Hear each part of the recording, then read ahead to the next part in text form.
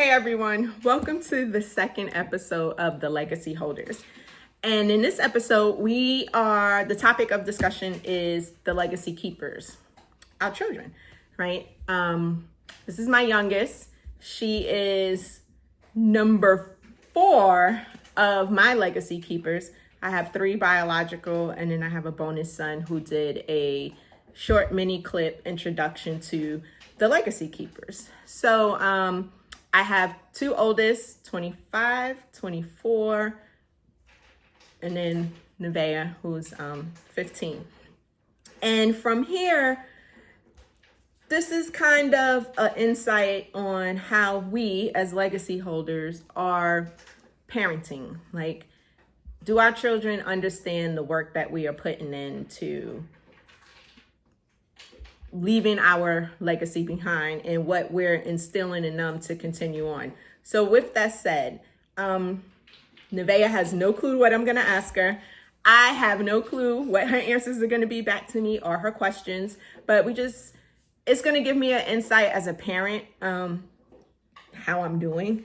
We sit and have these conversations, but I think in a setting like this, open dialogue, no strings attached, she's really going to dive in and, let me know, or maybe just let us know from her generation how we are as parenting.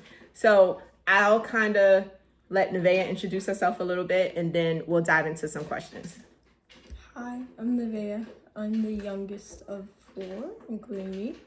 And yeah, just a 15-year-old in high school who is my mother's daughter.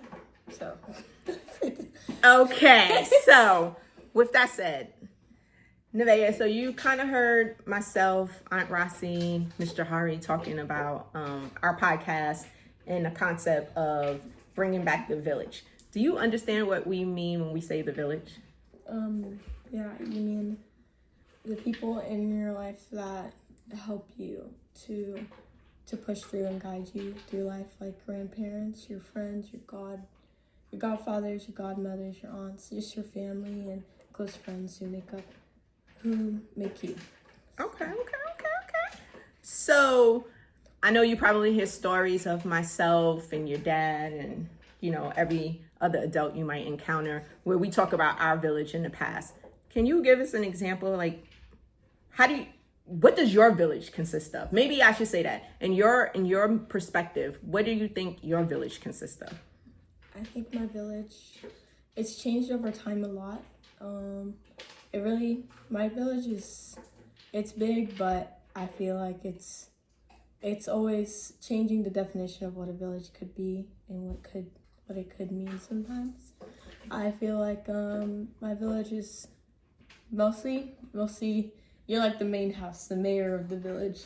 You're the one who like is responsible for the rest of my village and keeping me connected with my village. I feel like my village is mostly your side of the family, like my aunts and my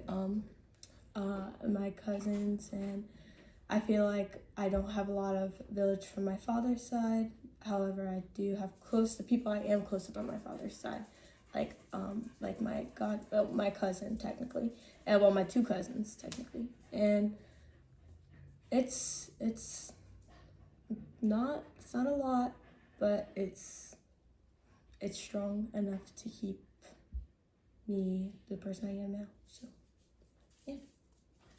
Okay, that's interesting. We're going to come back to that.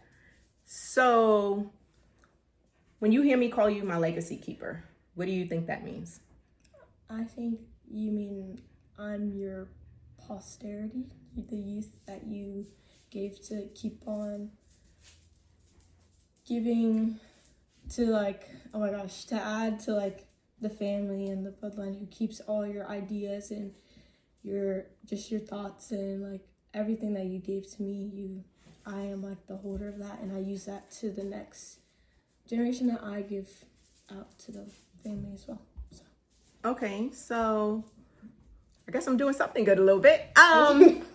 So with me having a a foundation of how you see what I'm trying to do. Myself as a mother, as a parent, and compared to your other siblings like that you see, do you think that I am doing the best? What is your perspective, or what is your feeling on how myself as a legacy holder passing things down onto you, whether it's family traditions, whether it's advice, whether it anything that might encompass what a village could sit there and do. What is your opinion or thought on how I'm executing that as a mom? And be brutally honest. I mean, because the way I raise you is different from the way Shaquan and Nell was raised at your age. And then, I was a different person at that time. And I used the tools that I had to do the best I can, right? So in retrospect, if you can kind of give an idea, like what is it like? I think that with the way you raised me, it just really shows the different places in life you were at with like compared to each of my siblings. I like to, whenever I talk to my siblings, we always talk about the differences between how we were raised sometimes, and how one sibling may have gotten more than the other at the time, whether it was on purpose or whether it was just happened to be the way it was. And I feel like it shows through each of us how much you were able to give at the time. And I feel like with me personally, since I don't know my siblings' experiences firsthand, I wasn't here, but I feel like you've given me the best that you could have gotten. You've passed on like good behavioral traits, good. We don't have much traditions we do in the house, but I don't know. It's not needed enough for traditions for us. I feel like you make it up in a lot of other different ways in life, that you teach smaller things that make up to a bigger whole of how you raise me. So are you saying like I substitute traditions for experiences? Yeah, I'd say that. And I feel like that with traditions that you were given, I feel like it's a lot harder to do it for us, for specifically me, because of how disconnected some parts of the village are. And since my village mostly consists of some of your village, it's hard if we're not all able to be connected. Like siblings, for example, coming together, like you can't always do that all the time because we're not always communicating and talking like we should be. But you're doing the best you can with variables that you can't control on your own. Okay. What about your village? Let's do a degree of separation and go a generation past me. Before you? Yeah, before me, sorry. In your situation, your grandparents, like you got the privilege to see some of my grandparents. You got to see my grandfather, my grandmother, my great grandmother, right? Mm. So like now that they're gone, for me, because they were part of my village, how do you look at your grandparents, knowing that you got to see me with grandparents and great grandparents, and what I learned? Like, what did you take out of that? Of seeing them? Mm-hmm. You see your side of the village more? Mm-hmm.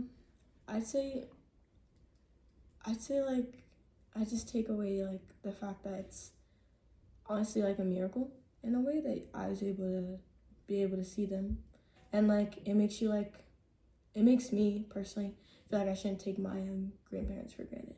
And like the older village people in my village that I do have, like that I shouldn't like ever think of like not wanting to communicate with them. Like I just always want to be able to be connected to them, because not everybody gets to be able to see their like grandparents, like grandparents even, or just great grandparents in general.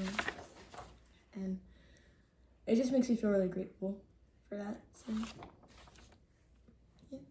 Okay. If you can redefine your village at your age of 15 and what you have experienced so far, right? Would you change anything? If redefining also means I could bring people back in my village, even if I would change stuff, but I know things that I could change. I could do it.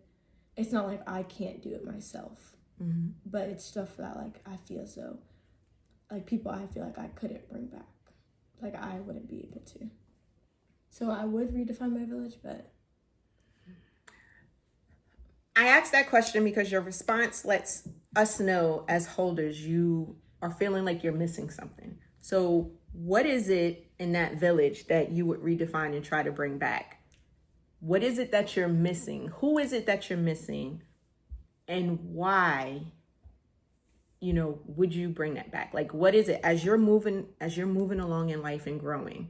Like, what is it that you would like to experience more of? In my village, I want to bring more sides of my father's side, and specifically my father. But I feel like the reason I said I could bring it back, but I just don't feel like I'm strong enough to, because I feel like I could live in, like I could, I don't know the best way to put this. I could keep using the village I have now, but I feel like that's, what's the word? Like insensitive or like overbearing on the village I have now, when I have a whole nother part I could bring in, but I just choose not to. So yeah, and I feel like it's my fault, but I feel like it's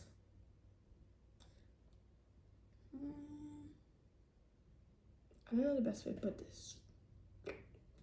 Like, it's my fault, but there's reasons to why it couldn't be. Like, I feel like it's both sides of the village that I disconnected with. Like, it's me and the side. Okay. So you're saying there's some sense of accountability, but as a child, right, you could take ownership in your feelings about how you feel about some things, but then there needs to be accountability in some adult situations, in some adult roles, to where your village could be stronger.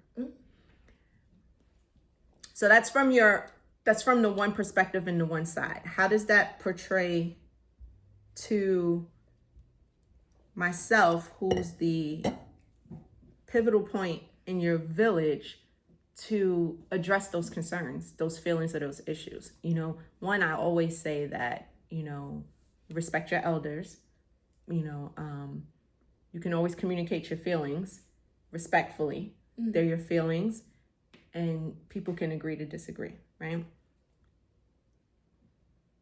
What is my role like in that to address those concerns? Like, what would you want more from myself, or maybe other people in your village who can help support you in that matter? Or have we done what we needed to do and you just are letting time just process things? I think that there's nothing more that's needed that you haven't already done, and I feel like apart from you and maybe Tay, my maybe half sibling, who is connected to that side of the village, even though I feel like it's not his responsibility either. I don't think that there's much that you haven't already done that would help. Like, you've encouraged me to go and talk to the side and not be disconnected. But my brother, on the other hand, I think that being the fact that we're from the same side of the village and no other siblings are, you feel like more connected, like Shay and Nelly, for example, and it's easier to help each other out. So I feel like that'd be a little nicer. But then again, we both have two different experiences from that side of the village. So, Okay. and he's himself is still, he's an adult, but he's still, he just kind of became one. So, yeah. Okay. So within your village, and this is why I say it's very important for us to focus on the people who we have in there around our kids, because they touch every milestone of them. So let's focus on the storytelling portion of the village, like hearing things like, as you like to joke around with me and make fun of my age, talk about back in your day, right? How important do you think that is to understand where your mom, your dad, your aunties, your godparents, where they come from, so that way it helps you hit your milestones, or as you experience things, or question why we do things the way we do. Like the storytelling part of having a village. Like when great grandma was here and you used to go in the room, and I don't know what story she'd be telling you, but you always left with smell goods or strawberries and playing with her pearls and everything else. Like that part of the village, how instrumental is that for you? Learning about that part of the village, it's important for me because like you said, it helps you like analyze why they do certain things compared to why you would do something that's a little different, or it might be a little similar. So in like the ways that you would teach me something, or the ways that you would oh my gosh, that you would maybe, what's the word again? Like maybe discipline me, like, and because I know back then it might have been a lot different, like stories I heard from my dad, that it was a lot more rough of disciplining. But that's the differences of sides, so it's boys versus girls being good at, but it's the ways that you taught me that I can understand why you would act that way, or why you wouldn't do something a certain way. And that really just helps me like for like my milestones and like my future, because I learn from you in a way of how I would proceed going through those things in the future if I were to have a legacy too. So Okay. So you're watching, you're learning, you're implementing. What questions do you have for me? Like as a parent, as a mom, as a woman, right? Because you're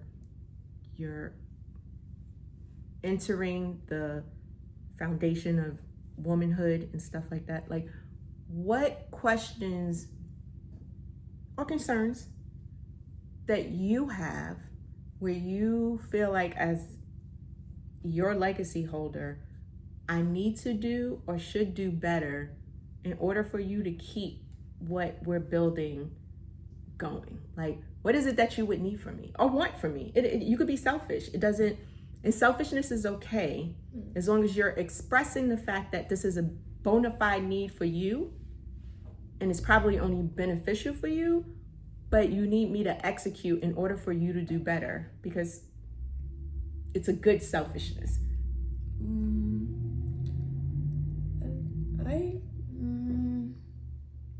I feel like there's nothing to ask of you, or like to want from you that you already haven't helped me with. But I think if I had to do like some selfish inquiry, like, or like desire that I'd ask, I'd probably say just being connected, like, with everybody more. Like, I know, like, that you never, like, I learned from you never put your feelings aside for most any situation, at least anymore from what I've seen from you over the past few years. Mm-hmm. But how is this? I'm connected more to you, like more through your village from you, and I feel like that's something I could work on, like talking to my side of the village, like the sides of the village more myself rather than through you.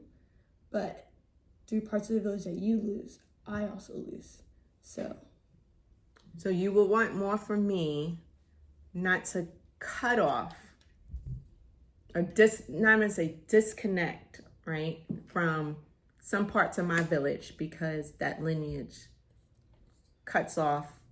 It's like a lifeline. You lose oxygen, right? So you're gasping.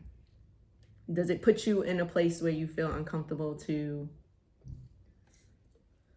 I wouldn't say so, but that's also the reason why I'm like, it's a selfish request, and that's why I said I should work on myself trying to connect with that side of the village without being it. You're still a child.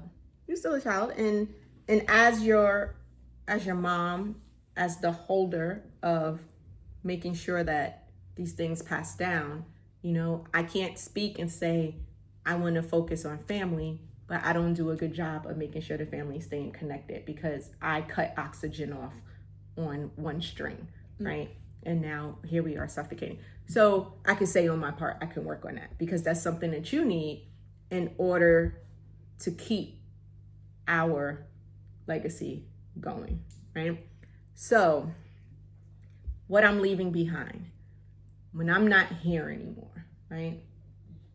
My presence, my intentional purpose of me being your mother. Like, I can only speak for me doing my part in my role and assume that I'm doing a good job. I've been told I'm doing a good job. I'm assuming I'm doing a good job, right? So years from now, you feel like the groundwork that I'm putting in, things I'm showing you, whatever, when I'm not here, do you think you have enough to keep it going with the portion of the village that's left? But we're going to work on redefining it and making it a little stronger. But tomorrow isn't promised. Are you able to keep going and keep our legacy going enough, and then you start your own thing and then your legacy to go from there? Like, that understanding, I would like to know. I think that on your side of the village, I think that with what you've left for me to get into my village, I think I'd be able to. But with you being gone in the future,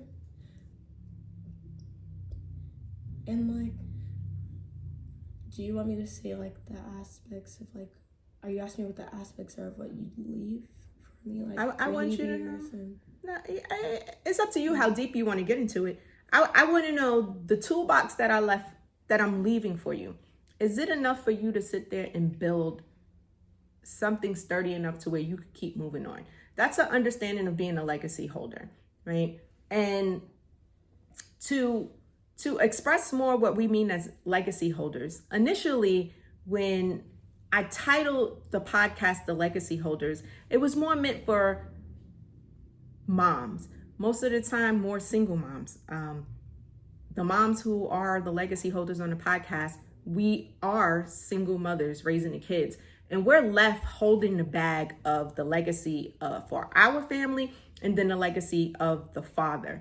And to have all that burden on us, as my daughter just explained, is stressful because now I'm trying to make sure that what I'm leaving behind, it's enough. But then I also have to incorporate the legacy of another lineage that I married into or that I had a kid with. All of this intertwines with the next episode of Love and Legacy, where are we really thinking about the people who we're choosing to fall in love with and connecting, and the responsibility that we're going to have with capturing the things that we need to focus on in order for our children to have what they need to keep going. That's a huge responsibility. So in that matter, I just need to understand that, am I doing enough as a legacy holder on genuine recording?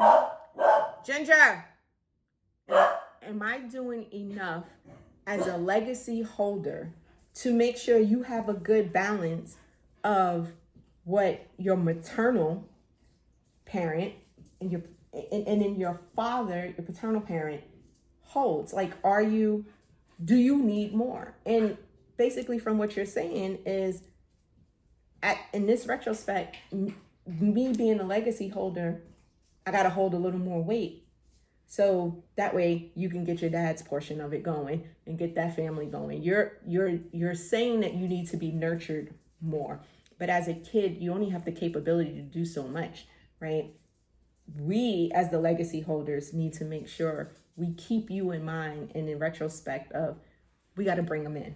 We got to bring them in. You and your brother, you got to be willed into that side of the village, right? And then that's the whole purpose of villages. It's one village, but it's multiple people that makes up, multiple villages that make up a village to make up a village. It's like a little empire at the end of the day. But I get it. I didn't know there was a call to action for this right now. So, as a legacy holder, I got to do a little more. I got to put a little more to work in, from both sides, because I want to make sure that when I'm not here, when you have kids, you're able to be like, oh, your Gigi, this is what she left for us. Your Gigi, she made sure that we had this, right? And we go from there. So, I don't know. Any other thoughts, any other questions, any other feelings that you might want to bring to the table as a legacy keeper? Do you feel like, what is the sense of responsibility do you feel holding the title of you're the youngest legacy keeper? I feel like that gives me the least amount of responsibility. So being the youngest gives you the least. But I don't know. I feel like it's a harder title for the younger child sometimes, because you get your life gets compared to between your siblings. So if you're trying to keep your village together for your future legacy that you're trying to give, but it's kind of rocky between your siblings sometimes and yourself, because how you were given a different lifestyle and a different way of being brought up, it can sometimes be harder to keep your village together more. Okay. I think we're going to spin off on that conversation great when we get some more of the kids on a Zoom call probably, and we can have them all give their different perspective. But right now we wanted to kick off the Legacy Keeper episode with some insight from one of our keepers. And then there'll probably be a few other parts where we'll talk to some of the other kids, kind of ask them the same questions, ask them what their needs or want from us as legacy holders, or those as parents, or just supportive within their village, and kind of get a better feel on what we need to do to give them what they deserve in order for them to keep our legacy going. I mean, I thank you for coming on, being honest and open about what it is. You'll see more in Nevaeh. Hopefully she'll come on and speak and give us some of her opinions on some things about how we are engaging as adults in this village and what we can do better. But other than that, I want to thank everybody for listening, and we look forward to talking to you soon. Bye.